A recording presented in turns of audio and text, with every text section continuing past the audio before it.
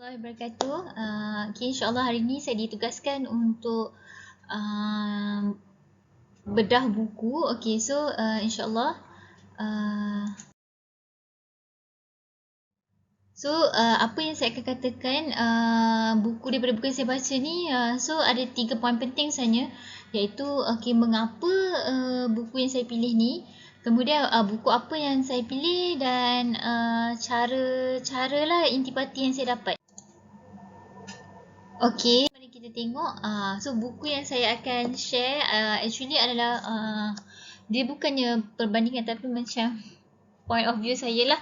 Dua buah buku ini adalah Starts with Your Socks daripada Vicky dengan The Life Changing of Tidying Up daripada Marie Kondo. So latar belakang Vicky adalah Mak Saleh, manakala Marie Kondo adalah orang Jepun. So kedua-dua persamaan mereka berdua adalah mereka dulu merupakan profesional punya yang suka mengatur barang lah sebenarnya. So kalau macam kat Marie Kondo ni dia ada cerita kat dalam Netflix.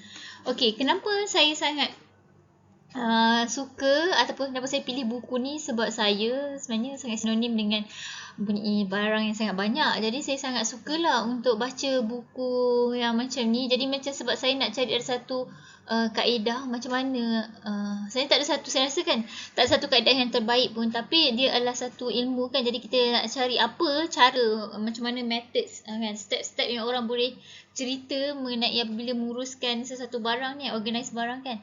Saya mengambil beberapa kata daripada penulis, dua-dua buah penulis ni. Pertama sekali daripada Vicky adalah, if your home is in shape, other elements in your life will follow. So ini adalah satu reason saya rasa mengapa macam saya nak saya suka baca buku yang jenis macam ni. Sebab yelah, bila kita satu kawasan kita, workplace kita ataupun rumah kita tersusun, maka actually dia akan membawa mendatangkan next benda yang lain yang lebih tersusun juga kan. Dan Marie Kondo pun cakap the question of what you want to your own is actually how you want your life. So benda soalan tu sama balik kan. So apa yang actually yang kita nak is persoalan tu sebenarnya kena ditanya balik kepada diri kita sendirilah. Alright, okay. So mari kita tengok intipati buku. Yang pertama sekali adalah dimulakan dengan start with your sock drawer. So kenapa dimulakan? Saya terfikir kenapa dimulakan dengan stokin. So actually kalau kita tahu stokin ni, kita boleh fikir bahawa setiap manusia mungkin stokin adalah satu benda yang essential, yang mengasaskan, perlu ada dalam setiap rumah. Okey, jadi setiap orang insyaAllah memiliki stokin untuk dipakai lah kan. Jadi konsep ni adalah kita actually boleh mulakan mengemas satu benda, dimulakan dengan sekecil-kecil benda lah, perkara. Jadi mungkin Vicky gunakan analogi macam tu. Alright, so apa yang diketengahkan ataupun apa yang saya dapat, actually kan, apa yang saya dapat mungkin tak sama dengan orang lain kan. Sebab saya baca, saya dapat macam ni point dia kan. Mungkin orang lain akan dapat lagi banyak dan mungkin fahaman orang lain itu berbeza. Okay, so apa yang saya dapat daripada Vicky ni sendiri ada 4 konsep. Okay, so HMSI. Okay, so hadiah, kemudian masa, S adalah sentimental dan I adalah infak lah. Okay, so buku Vicky ni dia berkisar mengenai satu benda, poin penting saya rasa macam konsep hadiah. Apabila kita nak bagi hadiah pada seseorang, sebenarnya kita boleh ambil tips ni, iaitu kita bagi benda yang sangat perlu pada kawan kita sendiri. So benda tu tidak akan membazir. So contohnya kalau macam saya memang sangat sukakan benda yang berwarna macam pen, mungkin menconting, jadi pen tu mungkin adalah satu benda yang berguna lah, yang boleh saya gunakan. So kita nak bagi kat seseorang tu, kita kena kaji dulu dia punya latar belakang rasanya, adakah apa benda yang sesuai supaya tidak membazir dan benda tu tidak akan jadi tak digunakan dan benda tu akan ada di rumah. So sangat sayang lah sebenarnya kan. Okay, yang kedua adalah kita sebenarnya kena memperuntukkan masa untuk kita mengemas. Okay, konsep ni saya rasa sangat bagus sebab saya ambil macam case kalau kita di tempat kerja lah kan, sebelum kita meninggalkan tempat kerja kita kena ambil masa untuk set up kita punya bilik ni, tempat kita bekerja ni, susun balik semuanya. Sebab actually dia akan memudahkan kita di keesokan harinya. So kalau kita kemas, kita dah tahu okay file-file mana letak kat sini, file student kat sini. So esok harinya bila kita nak dah datang ke tempat kerja kita, kita akan memudahkan next urusan kita kan, dan kita lebih tersusun lah sebenarnya. So peruntukan beberapa masa. So kalau Vicky dia kata sekurang-kurangnya 20 minit lah dalam sehari. So 20 minit daripada 24 jam sebenarnya tak lama lah. Kemudian elemen sentimental.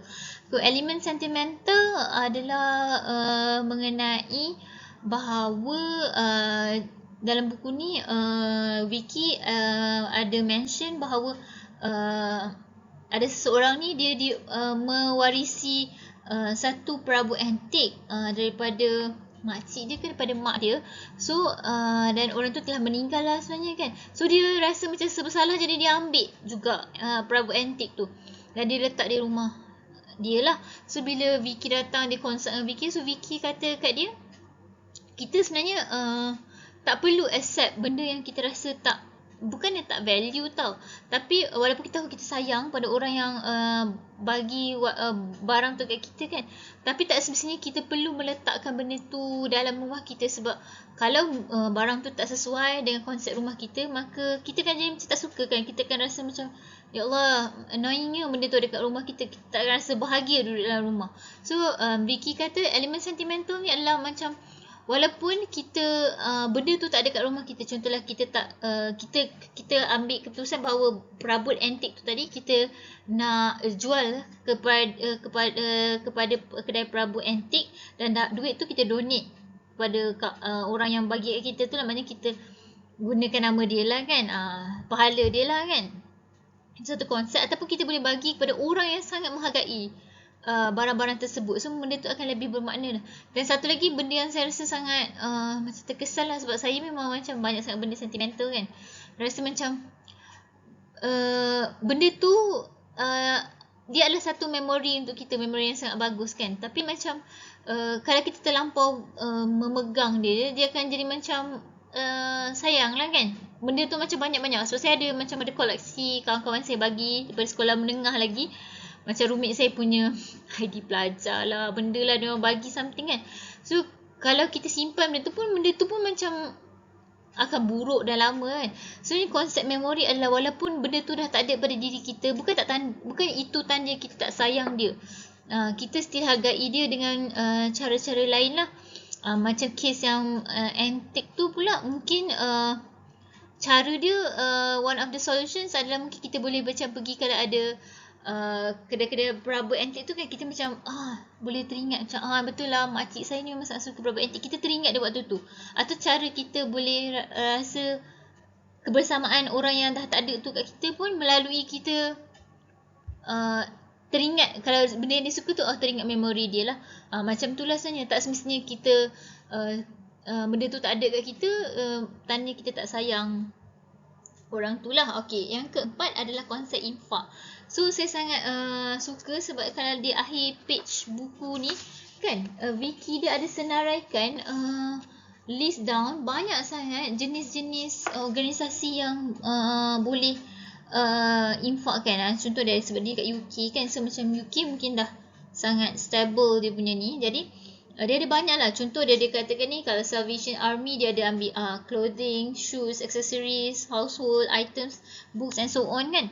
Tapi macam mungkin kat Malaysia ni masih lagi kita tak jumpa lagi yang betul-betul yang boleh macam sangat efficient macam ni.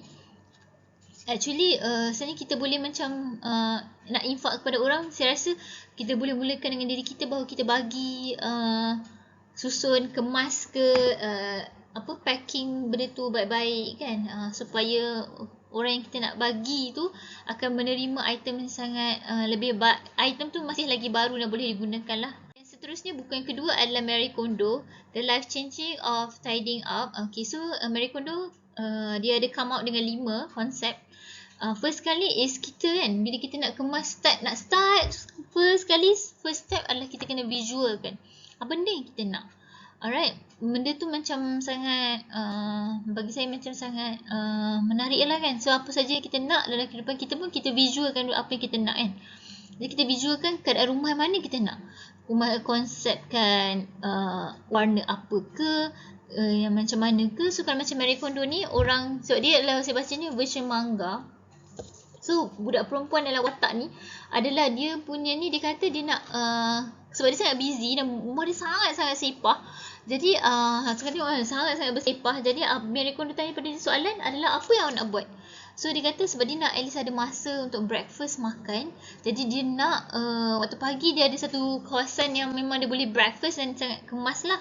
So itu adalah kita visualkan apa kita nak. Yang kedua is kita asingkan barang yang kita nak. So konsep ni saya sangat bagus sebab Marie Kondo dia memang dah mulakan dia punya habit ni sejak kecil lagi. Dia suka susun barang.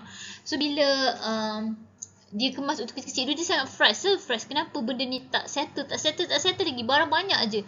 Rupanya dia baru tahu bila besar ni dia baru realise bahawa sebenarnya kita asingkan barang yang kita nak. Jadi kita tahu barang yang kita tak nak tu kita boleh infakkan lah benda yang tidak perlukan. So better bagi dalam keadaan yang masih baik pada orang yang perlukan. Kemudian daripada barang yang kita nak tu kita kategorikan. So ini adalah buku, ini adalah pen, ini adalah baju. Alright. So yang menariknya bila topik pasal pemilihan barang yang kita nak tu adalah contoh kita katakan kita nak buku ni kan. So kita rasa buku ni kita nak simpan. Buku ni sangat bermakna yang kita nak tu, contohnya kita pegang kita rasa spark of joy. So itu adalah satu buku dia, Spark of Joy. Buku tu kata macam bila kita pegang tu kita rasa macam bahagianya. Nak pakai baju ni kita rasa macam bestnya. So benda tu adalah spark of joy. So yang benda yang mendatangkan spark pada diri kita tu, joy tu, jadi kita simpan.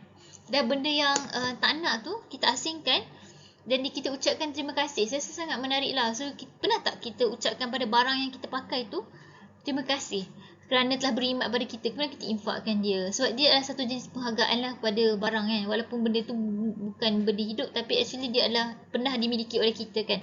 So dah settle tu kita kategorikan. Alright. So kita boleh kategorikan macam Marie Kondo cakap, kalau macam satu section ni memang kalau boleh untuk baju sahaja. Okay. So benda lah antara banyak-banyak barang tu, benda elemen terakhir yang kita kena boleh kita kemas adalah barang sentimental. So macam mention dalam wiki tu pun sama. Sebab sentimental ni take times, emosi, everything. So kita akan pack dia benda yang paling terakhir sekali. Dan last sekali adalah kita simpan dan susun barang tersebut. Sama ada kita label, kita letak dalam kotak yang macam mana. Itu adalah poin-poin penting daripada kedua-dua buah buku ni. Okay, so mari kita mula. So saya akan kongsikan beberapa apa yang saya dapat daripada tips macam mana nak lipat baju daripada Marie Kondo ni sendirilah. Itu adalah benda yang sebenarnya actually daripada saya sendiri. Tak ada lah, dan mungkin saya gabungkan beberapa poin-poin dia.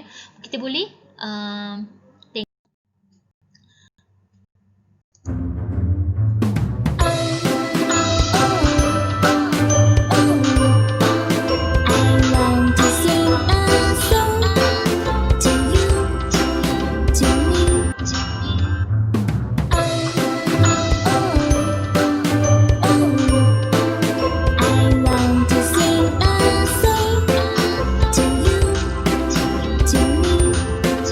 Oh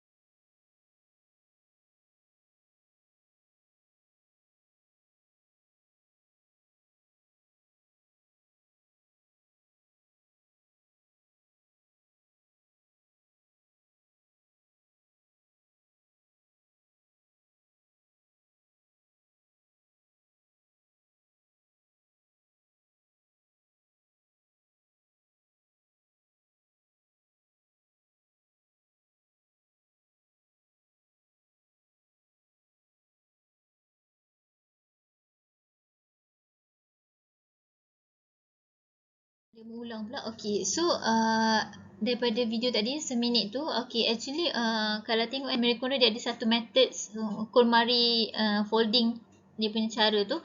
Kenapa dia ajar lipat benda tu? Sebab Marie Kondo ni konsep dia adalah dia suka akan susun barang macam ni tau. Bukannya kita bukan macam ni. Kita stack dia. So apa dia kata benda ni actually walaupun dia benda bukan hidup tapi dia sangat macam dia bernyawa dan bernafas actually. So bayangkan kalau kita ambil analogi bahawa konsep kalau kita susun towel lah kan. Tak kita susun towel ataupun baju, bila kita susun macam tu kita akan attempt ambil benda yang paling atas lah kan. Bawah ni macam mana pula? Maksud seakan-akan kita tidak menjaga perasaan lah sebenarnya. So kebanyakan saya tengok method Marie Kondo adalah dia susun secara macam ni, menegak dan bukannya melintang. Alright. So next is action time. Apa dia yang kita boleh dapat daripada buku ni? Macam saya katakan, kalau saya kat dunia ni mungkin banyak lagi konsep. Tak perlu ikut Marie Kondo, tak perlu ikut Vicky. Dia banyak lagi konsep. Kita tengok je kat Instagram, kita tengok je dekat Pinterest banyak. Dekat Facebook ke, banyak kita baca ke. Atau kita pun ada konsep kita sendiri, kita boleh pilih. Pilihlah konsep yang kita suka. Kemudian kita buat ikut fasa diri kita, pace diri kita macam mana. Kita jangan cuba bandingkan diri kita dengan orang lain. So katakan macam saya je sebab barang kan saya macam tension juga kan. Tapi macam saya tak boleh bandingkan barang saya dengan orang lain dan orang lain tak boleh bandingkan saya dengan diri dia. So dia atas masing-masing, cara masing-masing. Next adalah jangan fikir, terus mula. Dan last sekali adalah kita kena saya doakan selamat berbahagia untuk menjadi insan lebih tersusun. Satu benda yang sangat penting, saya pernah terdengar point kat mana, saya pun dah lupa. Tapi dia cakap bahawa kalau kita kan boleh memberi yang terbaik untuk kita punya tempat kita bekerja, untuk keluarga kita, tapi dalam usaha kita sebagai da'i ni, dakwah dan tarbiyah ni, kenapa kita tak boleh tersusun urusan dia? Kenapa kita tak boleh jadikan dia priority? Wahal kita tahu kan konsep maksudnya kita hidup ni kerana Allah SWT dan kita akan balik semua kepada dia. Sepatutnya benda ni sepatutnya kita lagi macam lebih banyak berusaha kan, sebab kerana Allah SWT kan. Jadi marilah sama-sama kita cuba untuk menjadi insan lebih tersusun. Saya nak cakap di saya tak adalah tersusun sangat orangnya sebab saya memang sangat pening, barang sangat banyak kan. Tapi mungkin saya sebab method tu lah saya perlukan benda satu sistem yang supaya lebih tersusun lah. Alright. Jadi kata-kata terakhir daripada Marie Kondo adalah design a home for each thing and store it where it belongs. So jangan kita berlaku zalim. Jadilah seorang yang adil, meletakkan satu tempat dia. Cuba